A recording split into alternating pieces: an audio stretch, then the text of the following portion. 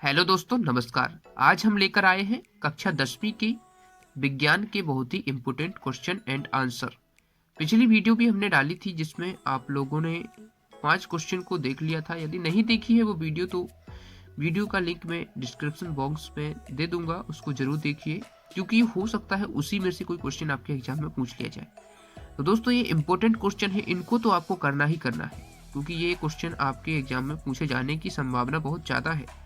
तो दोस्तों कक्षा 10वीं के विज्ञान के चैप्टर 1 के प्रश्न है ये, और हम आगे भी इसी तरीके से प्रश्न डालते रहेंगे। तो चैनल को सब्सक्राइब कर लीजिए ताकि आपको हमारे प्रश्न मिल जाएं, और आंसर भी उसका मैं लिख के देता हूं। इसमें जो प्रश्न जितने नंबर का पूछा जाता है उस हिसाब से मैं इसको लिख कर देता हूँ।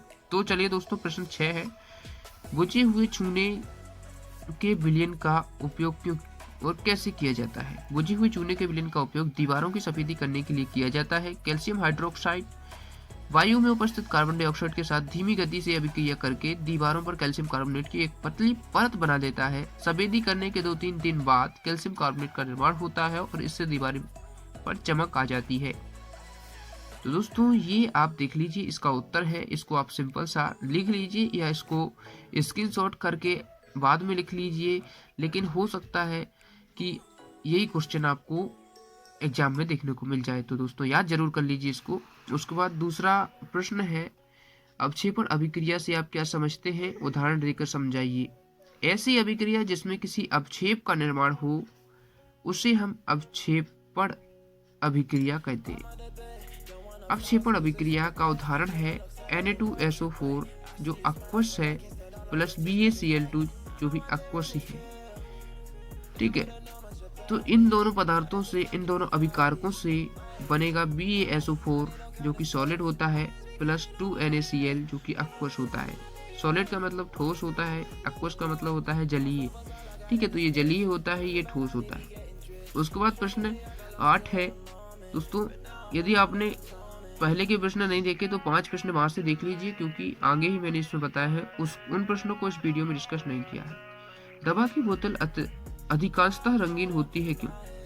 अधिकांशतः दवाइयां ऐसे रसायनों के मिश्रण से बनी होती हैं जो प्रकाश तथा ऊष्मा की उपस्थिति में अवघटित होकर कई यौगिकों का निर्माण करते हैं जो हानिकारक भी हो सकते हैं। इससे बचने के लिए इन दवाइयों को ठंडे और अंधेरे स्थान पर रखने की सलाह दी जाती है। रंगीन बोतलों में रखने से दवाइयां सूर्य के प्रकाश से सीधे संपर्क में नहीं आ सकती। सीधे संपर्क में मतलब सीधे संपर्क में नहीं आती, जिससे वो खराब नहीं होती है। इसलिए जो है दवाओं को अंधेरे में रखा जाता है और रंगीन बोतलों में रखा जाता है। प्रश्न 9 है, विस्थापन और द्विविस्थापन अभिक्रिया। बहुत ही इंपॉर्टेंट क्वेश्चन है दोस्तों ये, इसको आप कर ही लेना क्योंकि ये बहुत ही इंपॉर्टेंट है। विस्थापन और द्विविस्थापन अभिक्रियाएं, इनमें अंतर देना है।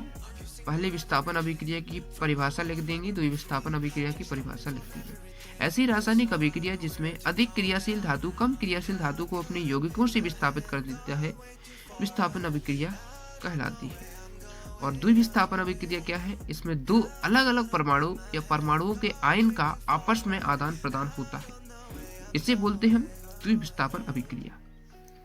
उसके बाद देखते हैं विस्थापन अभिक्रिया में किसी लवण से उसका एक तत्व, उसके बाद आगे पेज में दिया है तो हम आगे में देखेंगे। आगे में लिखा है किसी अपेक्षाकृत अधिक क्रियाशील तत्व द्वारा विस्थापित हो जाता है।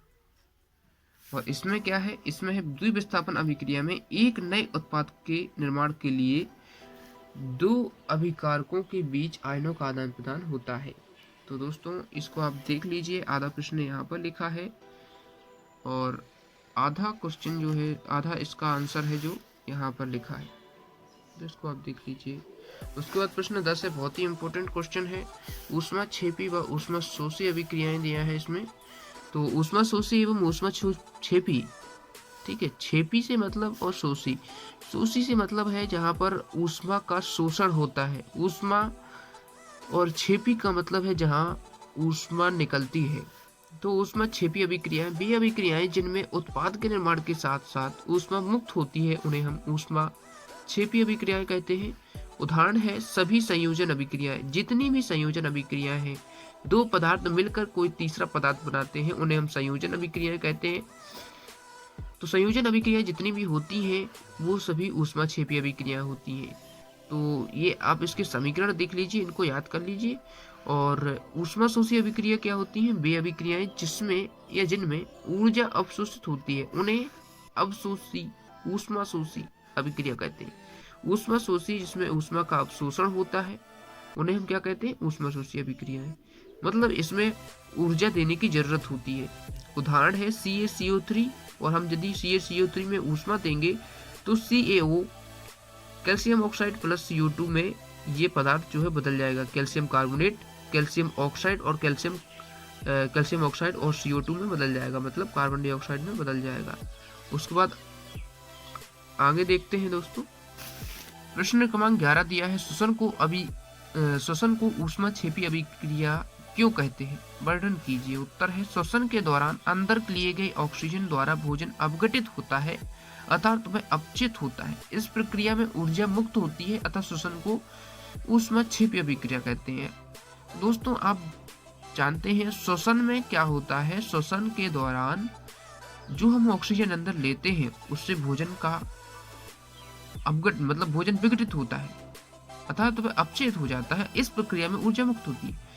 तो भोजन जब पचता है तो जिस अभिक्रियाएं जो होती हैं वहां पर, तो उसमें ऊर्जा जो है निकलती है, तो हम इसलिए श्वसन को ऊष्माक्षेपी अभिक्रिया कहते हैं। तो दोस्तों अध्याय 1 के जितने भी इम्पोर्टेंट क्वेश्चन थे हमने आपको दे दिए हैं, और हम अब नेक्स्ट बढ़ेंगे, अध्याय 2 के क्वेश्चन आंसर डालेंगे और भी सब्जेक्ट के क्वेश्चन आंसर हम लेकर आएंगे। तो दोस्तों इन प्रश्नों को आप कंप्लीट कर लीजिए, आपके पेपर में अच्छे से अच्छे नंबर आएंगे।